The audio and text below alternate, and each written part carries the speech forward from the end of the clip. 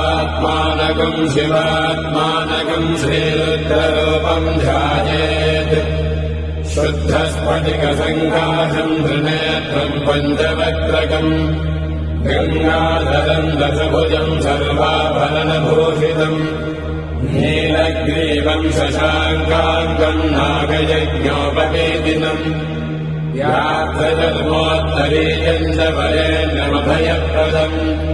कमण्डलवक्षसोत्तानाधारिणम् शूलपाणिनम् ज्वलन्तम् पिङ्गलजटाशिखामद्योतधारिणम्